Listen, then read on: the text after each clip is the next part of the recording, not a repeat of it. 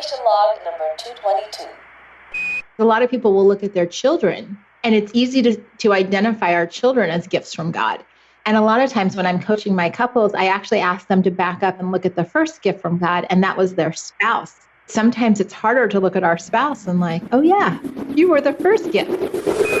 Welcome to Stellar Life Podcast. Get inspired and live out loud. From love, freedom, and success to having it all. Here's your host, coach, speaker, and shining star, Orion. Roger, you're looking good. Hello and welcome to Stellar Life Podcast. This is your host, Orion. Today we're going to talk about a hot topic, which is relationships.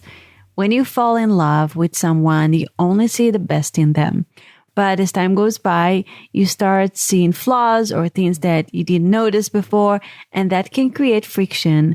And especially during COVID-19 and in quarantine, where people are so close together and we live in this like new world of uncertainty, there are so many external stresses on the relationship, and sometimes the partners don't have the same opinions of what to do and what action to take during this uncertain time. So I brought an expert today to help you ground in your relationship and help you ground in love. Because from a place of love, all the solution comes. From a place of calm and relaxation, love, understanding, this is the right place to take all the decisions from. And this is the right place to be in because you chose your partner for a reason. You guys have some kind of a soul contract. So you want to put life, you want to breathe life into this relationship, because loving is not passive. Loving is doing. I would like to welcome Alisa DiLorenzo. She is the co-host of the #1 marriage podcast in iTunes, the One Extraordinary Marriage Show. Alisa speaks to a worldwide audience about sex, love, and commitment. She and her husband, Tony, challenge listeners to make their relationship a priority. For the last 10 years, they have equipped couples with tools and strategies to create their own extraordinary marriage. And now, without further ado, on to the show. 2, 1, 0. Hi, Alisa, and welcome to Stellar Life Podcast. It's a pleasure having you here. Thank you so much for coming. Thank you so much for being on the show. Well, thank you for having me. This is a true pleasure. Yes, I love that. Before we begin, can you tell me a little bit about yourself and your passion so everybody will get to know you more? Yes. Oh, I love sharing that question or that answer.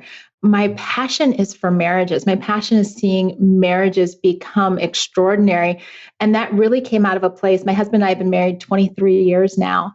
And it came out of living the first 11 years of our marriage really almost dead, like roommates, and just going through the motions and being stuck in being roommates and not living the life that I really expected when I got married, in 1996, which sounds like forever ago. But to get to this place where, as we experienced our own breakthrough and people started saying, well, how did you do that? What did you do? How can I have what you have? To realize that there was the opportunity to impact other people's lives and to see them have something that they didn't actually think was possible manifest itself into reality in their own marriages. Yeah. And so many people experience that. It seems like the 10-year mark is where marriage break apart. I mean, even sooner, but for people who are really in love and they are determined to stay in marriage, it's usually about a decade where people start fading. Why do you think is that? Well, I think a big part of it is a lot of couples nowadays, they get married and they might wait a few years to have children. They just want, they want to travel, they want to, pursue their careers. They're doing these different types of things. And then they start having kids. And so around that, somewhere between 7 to 11 year mark, they've created this family, they've created this home, and they've got these little kids that are wonderful. And I've got 2 teenagers now, so I definitely did this season. The little kids are wonderful, but they're very demanding and they're very needy. Yeah, I have a little baby and boy, life changes. Life changes. Life turns upside down, inside out. Everything is different. Right. the connection that the two of you had prior to having kids a lot of times takes a back seat to, well, somebody needs a diaper change and somebody needs a snack and somebody didn't take a nap today and somebody like, we got to get into the bath and we've got this lesson and we've got that practice. And so what was once just about the two of you suddenly becomes this world that feels like it's been turned upside down and it's all about your children. And a lot of times the intimacy fades and couples find themselves in this place where they're just going through the motions, where they're feeling more like roommates than lovers, and they're not so excited about the marriage. And it feels old and stale. So what do you do about that? It's the same thing that most people do about any area of their lives where they want to have success. It's really interesting that, whether it's in our finances and we go find a financial planner, or if it's fitness and we want to have the bikini body and we're like, okay, you know what? I've got 3 months to do it or 6 months to do it. If you're looking, at the beginning of the year, and what do? You get help. You start researching, you start learning, because so often marriage, I really feel, is that one relationship where the mindset is we're just supposed to know how to do it. But it's probably the one area where nobody innately knows how to be married. And we just, we watch movies and we see the romantic comedies and we see the drama. Everything looks so perfect in movies. And so easy. Yeah. And even on Facebook, everything looks so beautiful. Like everybody just posts their beautiful photos. And that's the illusion that marriage is easy and marriage looks like an everyday smiley photo. And it's not. I was talking with a girlfriend the other day and she's like, my little one, she's got a 4-month-old baby. And she says, today was just a really, really rough day. And I just looked at her and we were social distancing rules all in play. We were, on our phones. So FaceTime. And I looked at her and I said, it is okay to say that. Not every day with your child is going to be, the whole rainbows and unicorns. Some days really stink. Yeah. And my little one is teething. So he's cranky. Orion, you are living it. If you've got a teether in the house, you're living it. Oh my goodness. It's more clingy than ever. And I just feel like there is no time to do anything. And even cooking breakfast takes me 2 hours.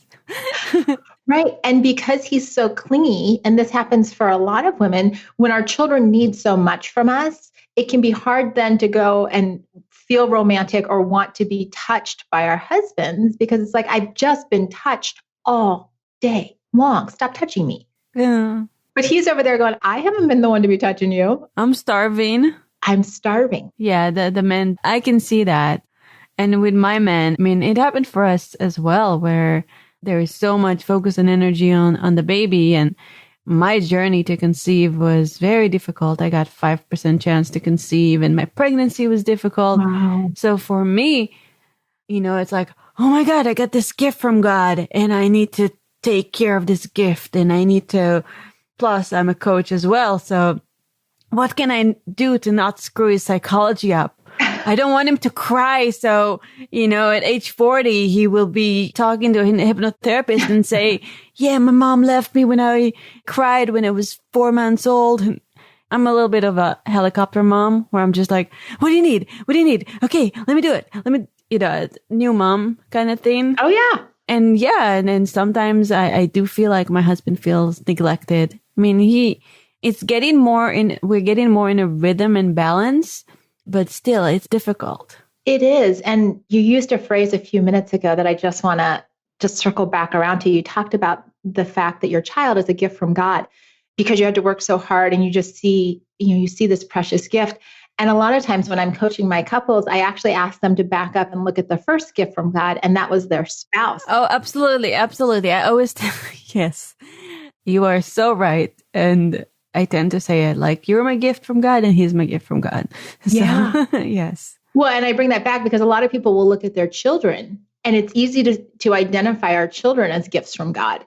But sometimes it's harder to look at our spouse and like, oh yeah, you were the first gift. And so it's so neat to hear you say how you're able to do that with both. Yeah, because you know what? Like, I feel like my journey to attract my husband, when I say attract, is not like being attractive, is co-creating, is surrendering to higher force, God, the creator, whatever you call it. And doing vision boards and going to and doing a lot of it was a long journey and a lot of inner work for me to attract my first gift. And I love what you're saying, that I have the best husband in the world.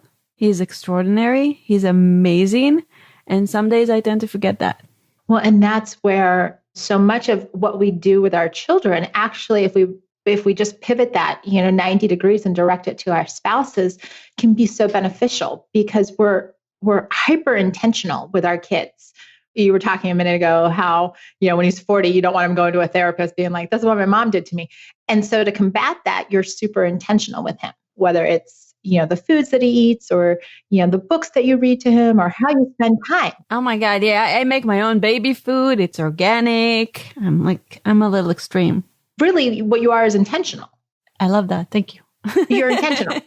Using a word like extreme, I feel there's a lot of judgment behind that. But if we just say that you're being intentional and this is the way that you choose to be intentional, because that's the plan and the life that you want to create for your child, then we take a step back and say, well, what does it look like? Just like you were talking about being intentional in attracting your husband, what does it look like to be intentional about keeping our spouses and growing the relationship? So, it for some families, it may be, the organic food, but it can also go into, how do we invest in the emotional connection? How do we make the physical connection such a priority? How do we take those actions that were super important to get and attract our spouses and use that? Because that's what I had lost the first 10 years of my marriage, where it was like, well, you know what? We got married. Some way we're going to end up, at the 50-year mark and, we'll have this big party in 50 years and we'll figure it out. What I didn't realize was that those conversations that Tony and I had when we were dating, those, epically long, 2, 3, 4-hour conversations that seemed to have no end and we could talk about everything. I still needed to do that as a married woman. I needed to show up for date nights, not just wearing a t-shirt and shorts. Yeah. I needed to actually put a little effort into myself. I needed to find out what he was learning about and how he was growing and what was changing in his life. I couldn't just accept we're married 23 years now. I can't just accept that the man who Tony is now looks exactly and has the same needs as the man that I married 23 years, because he's not. He's changed a lot. 23 years, yes. Yeah. That's a lifetime for sure. It is. I'm going through an RTT training, which is Rapid Transformation Therapy training by Marissa Peer. She's the number one coach in Britain.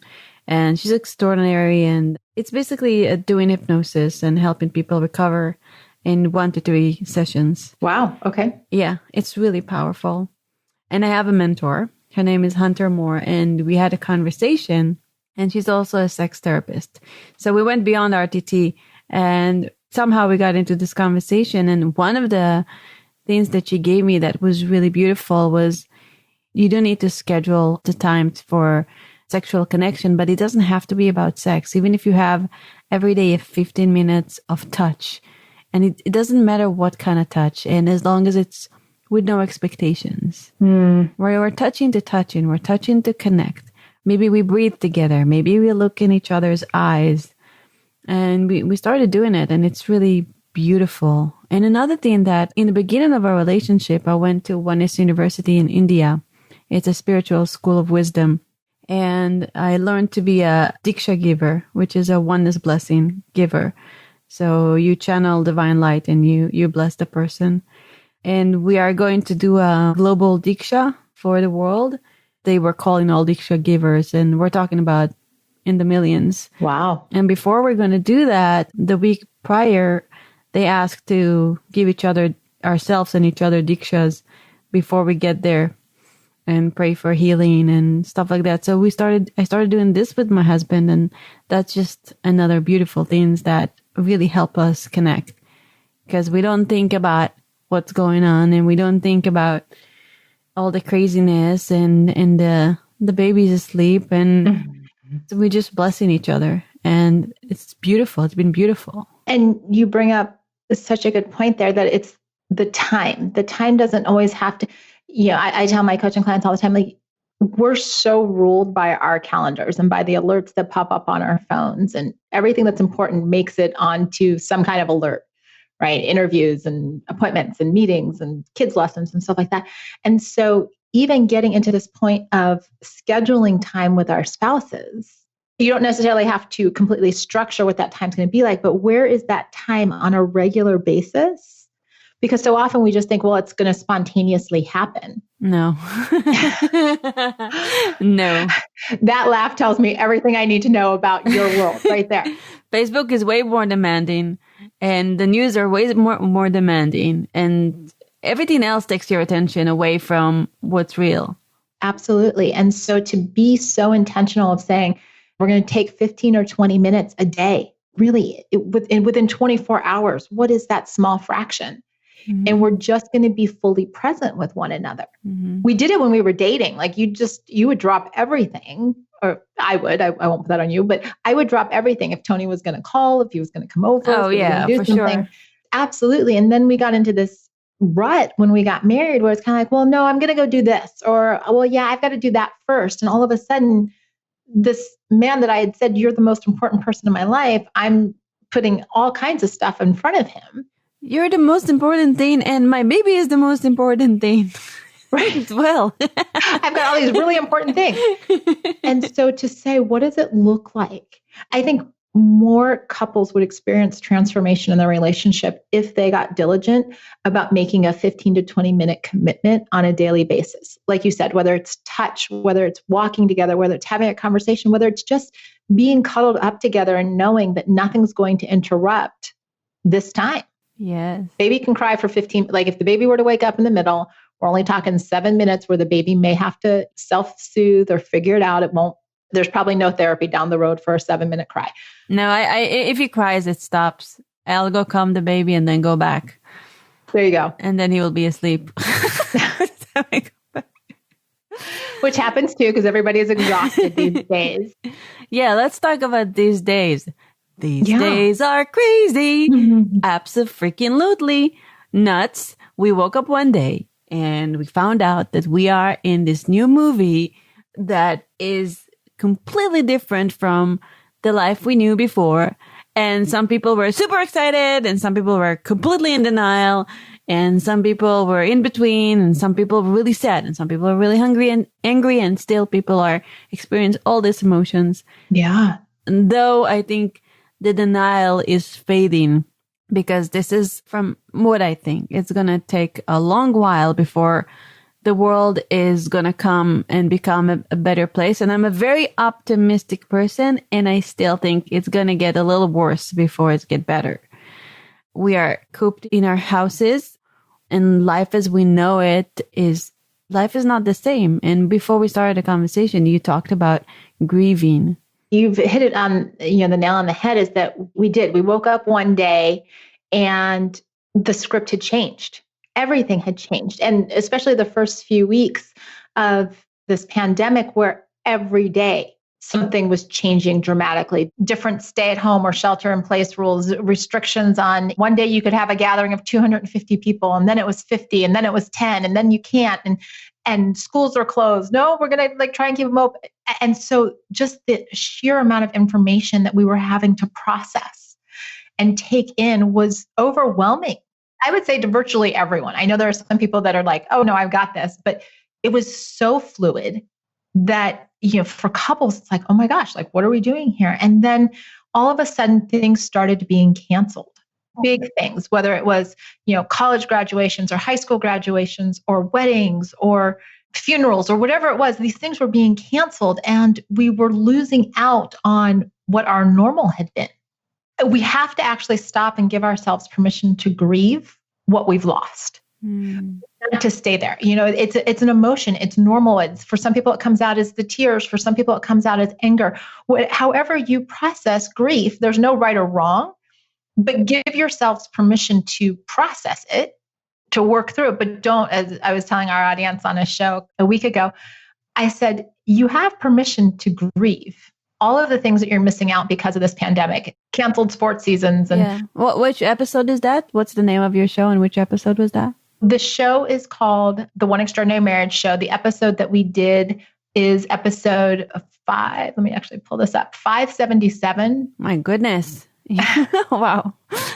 We've been podcasting for 10 years. Wow. And it was navigate the pandemic together. It was our new normal is when we were talking about this. And just talking about it's okay to grieve.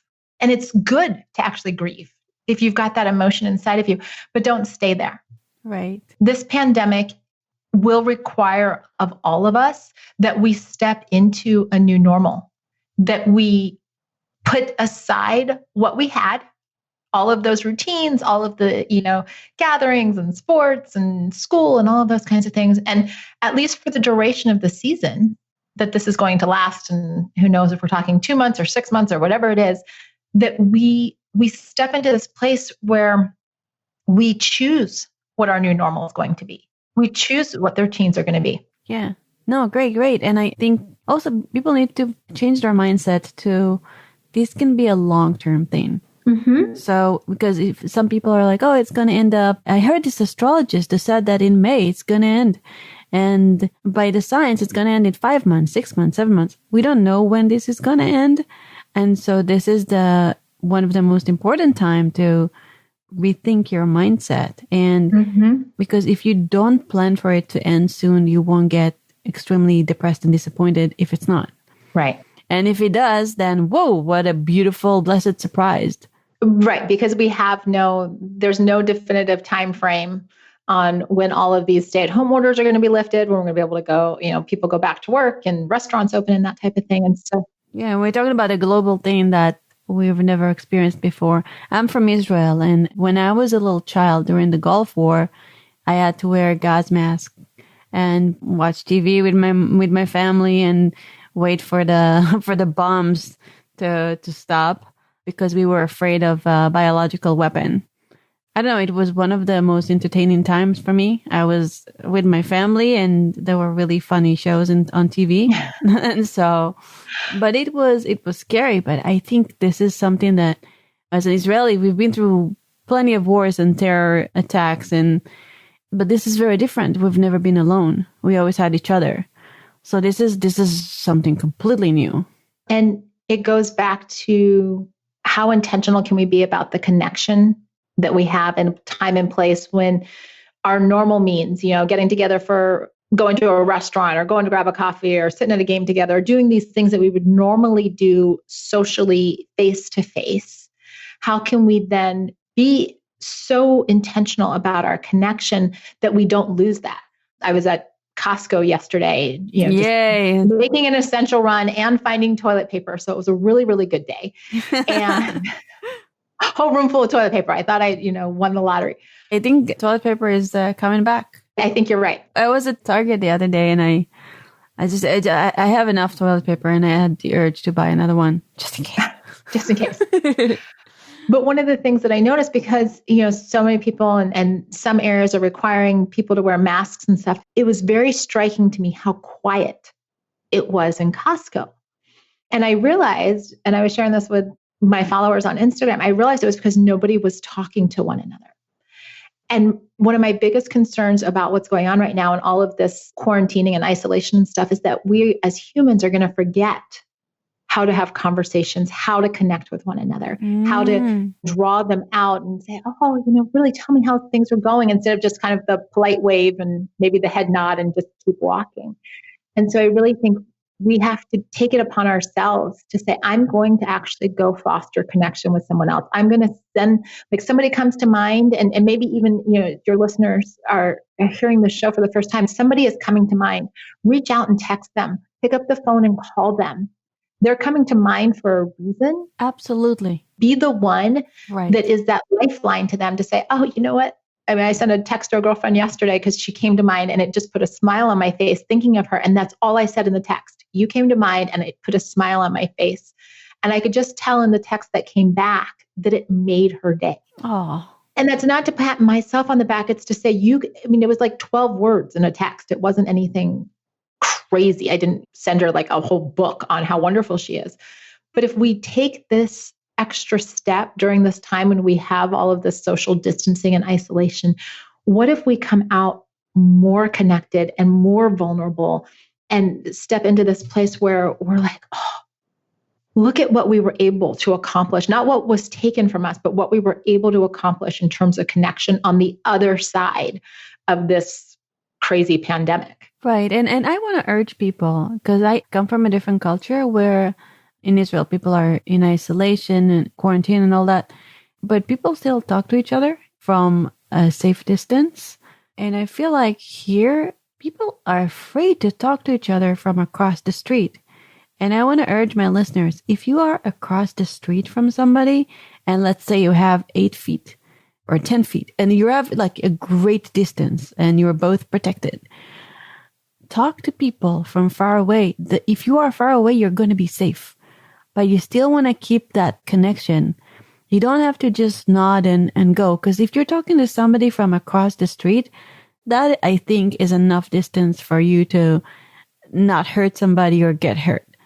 But the most important thing is to keep that human connection. Like you said, if you have a neighbor and you can talk from far away and it's still good. So yell a little bit, raise your voice, but still connect, still have those conversations instead of just like, oh, there is coronavirus, so I'm not going to even look at you in the eye, which was, it's a little weird.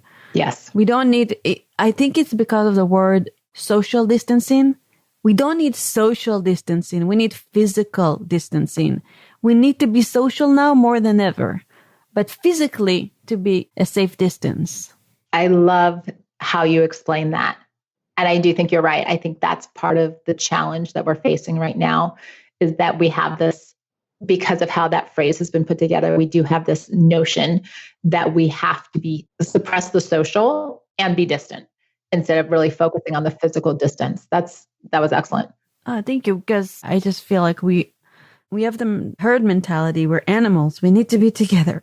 If we can't touch, at least we will touch each other's hearts. Well, and I think another thing that you brought up there was just this presence of fear. And when we are within our own homes and we're getting all of these inputs in terms of media and news and whatnot, it can be very easy to succumb to fear. And so it is having those conversations with people. It's doing more than just making eye contact, but it's actually saying hello. And like you said, do it from a safe distance. Neither one of us are advocating getting in people's, bubbles. Don't do that. But what does it look like to actually step out of fear and step into connection? And it's really good for us not to be living in a place of fear. Fear does all kinds of horrible things to your immune system. And it wreaks havoc. And I actually think it suppresses the immune system. Yes, it is. And so we've got enough going on with people being immunocompromised. Let's not let this fear and all of these thoughts of fear actually do more damage to us. Let's step into this place where we're like, no, I'm going to connect. I'm going to overcome my fear, so that I'm not even making myself more vulnerable to what this could be.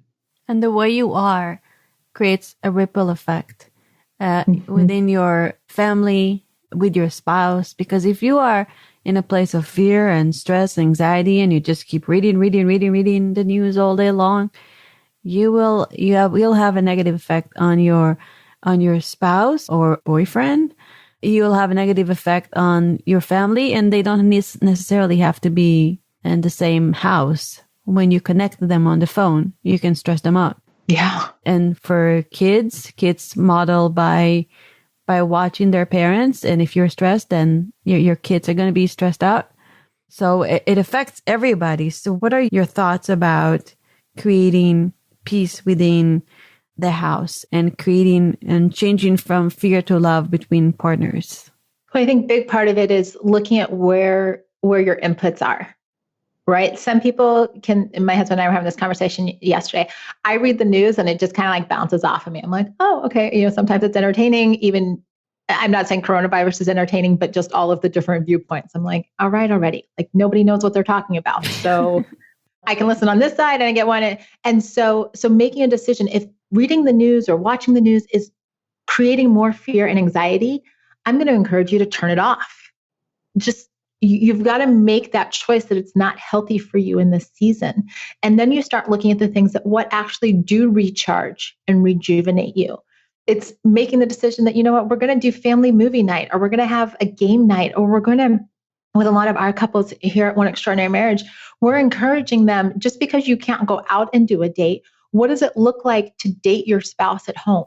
What does it look like to have special dinners? What does it look like? One couple shared with us that they on Friday nights still are building a fort. They don't have kids. They build a fort in their living room and they crawl into the fort and they watch movies on their TV. It's their special little Friday night thing. Nice. And I love that. And I love how you laughed there, because I could tell that even just sharing that, brought joy and happiness, hearing what a couple is doing. Get a paint by numbers kit or learn to dance together in your living room. Do these things that maybe you wouldn't if your schedule was super busy, but you're choosing to bring in fun. You're choosing to bring in connection, and even allow yourself, if you're experiencing those feelings of anxiety or fear or worry, to have a safe space within your relationship to say, I need to bring this up. I need to talk, like, this feeling is strong. I'm really wrestling with this. And we always tell couples, I'm like, don't have those big, heavy conversations in the bedroom, because you've got enough emotional energy going on in your bedroom. Sit on your front step, go on the back patio, sit by the fire, be somewhere else, and be side by side. Sometimes it can be really scary to be vulnerable when you're facing your partner. Wow, that's cool. Tony has shared many times from the stage when he and I have done our conferences. He's like, sometimes Alisa gets the mom eye and she's super intimidating. And then I see pictures from the conference. I'm like, oh yeah, there's the mom eye. So for a lot of times with us, we'll just sit side by side. And it's easier to, because you don't have that like, oh my gosh, you're peering into my soul. It's easier to just be vulnerable and to just be in that place of saying, this is what I'm struggling with. This is what's concerning to me. This is what I'm worried about. And then to always wrap it up with, how can we tackle this together? How can we be a team around, whether it's navigating finances through coronavirus or juggling how we're doing kids and teleworking and everything else that's on our plate right now. You mentioned being intentional, and this is exactly it. Like you mentioned being a team. If we are coming to a conversation with the intention of being a team, then we'll solve things. If we're having a conversation to be right, nothing is going to happen that is good. Right. Because so often we come into, exactly what you said, we come into a conversation with either wanting to be right or just wanting to complain. We're in these homes right now with our partners, with our kids, doing all this kind of stuff. And let's face it, there are a lot of things that can start to annoy when you're spending so much time with the same people. And if I sit down and have a conversation with Tony and I just want to complain about what he's doing, then he's going to go on the defensive. It's not going to go well. But if I sit down and say, okay, here's my concerns right now. We've got these teenagers in the house and I walked into the kitchen this morning and obviously somebody decided they were going to eat at like 11 o'clock last night and left the kitchen a mess, which this is my world, real life. And instead I just said, we need to have a conversation with the kids. Like, I don't care that they're eating at 11, whatever. They're teenagers. They're up. Schedules are a little more fluid. I just need to remind them that I left the kitchen clean and I'd like it cleaned up when I walk into the kitchen at, 7 a.m. Right. And so it was looking for a solution. Right. Instead of just, berating someone or complaining, because there's enough of that going on in the world. We don't need any more. Right. What are some really fun things that happened to you with your family during this quarantine? So I have a 17-year-old son who is a football player. And because everything has been shut down, he has not been able to work out. He hasn't been able to spend time with his friends. And he's as aggressive as he is on the football field. He's also a really big teddy bear, but he thrives off of interaction with his buddies. And so there's been a lot more wrestling matches in our house right now because the only person that he can sort of wrestle with is Tony, and the difference in size, Alex is much bigger than his dad. And so it's just kind of funny to watch the two of them. But that's happened. We've had, times when the kids will walk into our office because we have a home office and they just want to sit and have a conversation. And so we'll just engage in conversation. We'll linger over dinner because nobody's running to a lesson or a practice or a game. And it's just laughter over silly things that maybe they saw on Instagram or a YouTube video or something on one of their, online classes. And what I found is we're just making more time to hear those things, to sit with one another, and to just have, we're pulling out games that we haven't pulled out in years. Last weekend, Tony and I did a Zoom call with some friends, and we all played the same game. They were in Iowa, and we're here. We're getting creative. Right. We will sit and have, a couple times a week, we'll just do Zoom calls with another couple. It's kind of like our version of the, double date in a pandemic. And we'll just all sit around. We're like, hey, let's have a coffee date. And, we'll have our coffees and teas and sit around and hang out for a half hour, 45 minutes to an hour, because it's just having that connection. Yeah. I had a really fun night last night. Tell me. So last night was Passover. And in the morning, I connected with my mom, who had to do it alone in Israel. And I kind of did it with her. She was on video. And I don't know, we had this beautiful, sweet connection. And she didn't feel as alone. So that was great. But I also got her, I've never hosted my own Passover. I always go to people or do it with somebody else. Too much work. But this time I decided to, now that I have a baby, I want to give him this tradition, because when I grew up as a child, it was really fun. I love this holiday. So I want him, even though he's maybe small and he doesn't understand, I want him to see, I want him to hear the songs I sing to him. And so my mom was born in Tunisia. And when Israel became a country in 1948, her family immigrated to Israel. They left their houses, they left jewelry, they left their wealth. Whoa. And they came to Israel to live in tin shacks, just because it was the promised land. Oh my goodness. And so she's got a lot of incredible, she's a phenomenal cook. And for Passover, she makes this amazing lamb stew. And I've never made it before. So I made it, and it was incredible. And then I created the Seder dinner, and I didn't have everything, but I had enough to have a Seder. And both my husband and I dressed up, and we had this lovely dinner, and it was so much fun, and it was delicious. And I just feel like, there's a lot of bad that is happening in the world right now, but we can create our own light.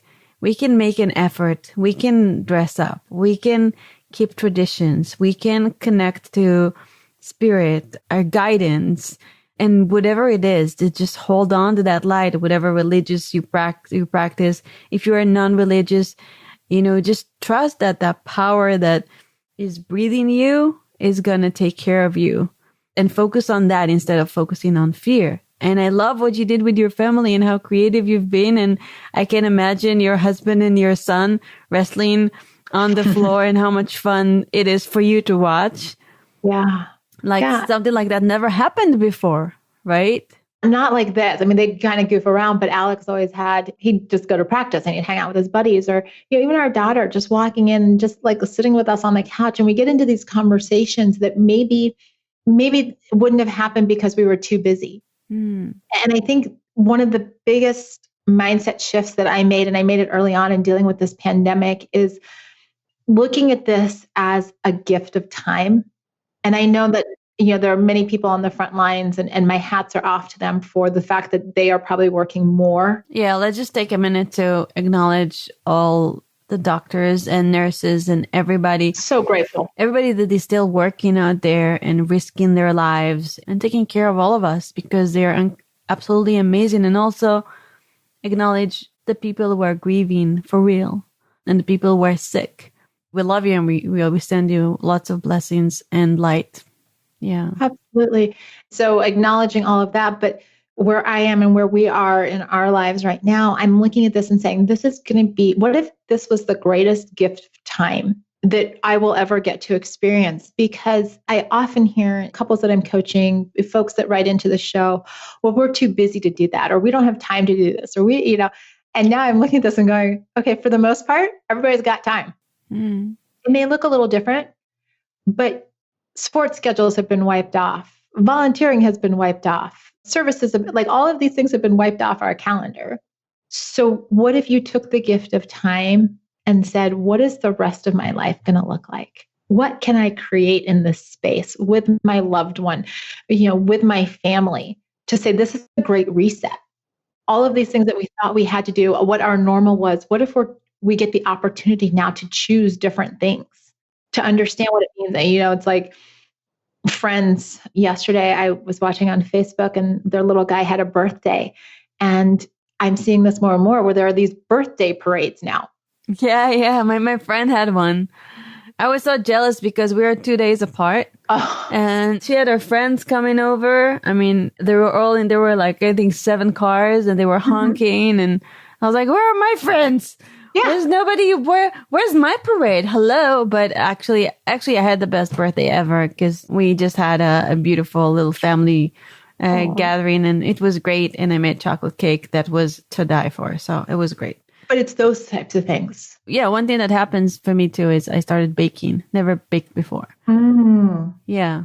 Pretty good at it. Well, and there's a gift. Yeah. Right in this, that maybe if you hadn't had this time, you wouldn't have started baking. No. And yet throughout this podcast, throughout the show today, I'm hearing all about different food. I'm so actually hungry listening to you because I'm like, well, there was the lamb stew. I think I'm hungry too. That's why I'm talking about food so much. I'm like, food. But if this hadn't happened, you might not have chosen to do the Passover. You might not have chosen to do that meal yourself. Yes. Because like you said, I would have just gone somewhere else, or I would have, celebrated with other people or done. And so there's been a gift in you, even yourself, being able to say, you know what? Well, I don't have a choice. So let's make whatever we can. You can choose to watch Netflix and binge, or you can choose to take this precious time that you have and do whatever you can with it and connect to your loved ones, connect to your friends, pick up a new hobby, meditate, make good changes, make healthy changes. Yeah, absolutely. All of it. All of it. Or take your 7-day sex challenge. That sounds like a good thing. Well, you know what? We have heard a few people, and it's true. I mean, Tony and I wrote 7 Days Sex Challenge, years and years ago now. And it is something that people, you have a lot of time on your hands. And a lot of people will, like so many things we've talked about today, they'll say they're too busy for the connection with their spouse. And I'm like, well, you'd probably have 7 days when you both are going to be at home for the most part. Why not?